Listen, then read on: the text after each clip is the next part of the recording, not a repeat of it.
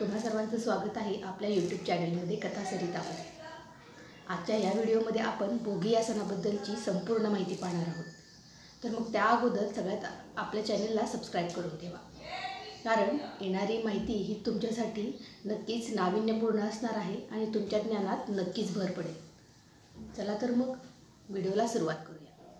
हिंदू धर्मामधला आणि नवीन वर्षामधला सुरू होणारा हा पहिला सण जो सगळ्यांचा हक्काचा आणि मानाचा आहे। सुवासिनींसाठी तर हा सण म्हणजे आनंदाची पर्वणीच असतो। मग ह्याची सुरुवात कशी होते तर भोगी, संक्रांत आणि किंक्रांत असे 3 दिवस आपण संक्रांत हा सण साजरा करतो।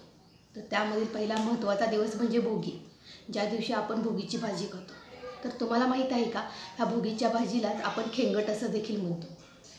ह्या खेंगट ह्या भाजीमध्ये सगळ्यात अगोदर आपण हरभरा, वाटाणा, पावटा, वांग, बटाटा, शेवग्याची शेंग तुमच्याकडे असेल तर ती शेवग्याची शेंग आणि आणखीन बोर असे जे आंबट आणि आपल्या शेतामध्ये पिकणारे जेवढे काही पदार्थ आहेत किंवा जेवढ्या फळभाज्या आहेत, पालेभाज्या आहेत, पालेभाज्यांची भाजी आपण खेंगटमध्ये नाही घालत, पण बाकीच्या जे भाज्या आहेत त्या सर्व आपण एकत्रित करून एक भाजी बनवतो, त्याला आपण खेंगट असं म्हणतो। आणि त्यासोबत चवदार अशी बाजरीची भाकरी, ज्याला आपण तीळ लावून ती भाकरी बनवतो, अशी आपण त्या दिवशी बनवतो।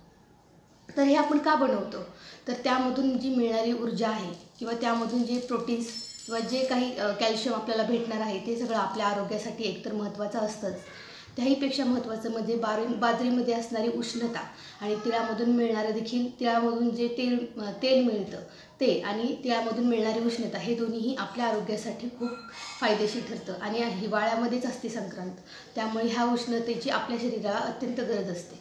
म्हणून आपण सगळ्यात अगोदर भोगी दिवशी ही भाजी करतो। त्याची पूर्ण रेसिपी मी तुम्हाला डिस्क्रिप्शन बॉक्समध्ये दिलेली आहे, तर तुम्ही ती पाहू शकता।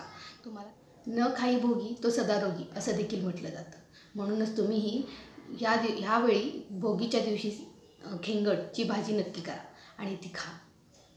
त्यानंतरची आणखी एक गोष्ट महत्त्वाची आहे ती म्हणजे या दिवशी इंद्रदेवाची आठवण काढली जाते। ती कशासाठी तर इंद्रदेवांनी आपल्या धर्तीवरती असं धनधान्य बहरू द्यावं, पिकू द्यावं, शेतकऱ्याला आणि बळीराजाला काहीही अन्नधान्याची कमतरता पडू नये, म्हणून या दिवशी इंद्रदेवाची देखील पूजा केली जाते। ही झाली भोगी या सणाबद्दलची माहिती।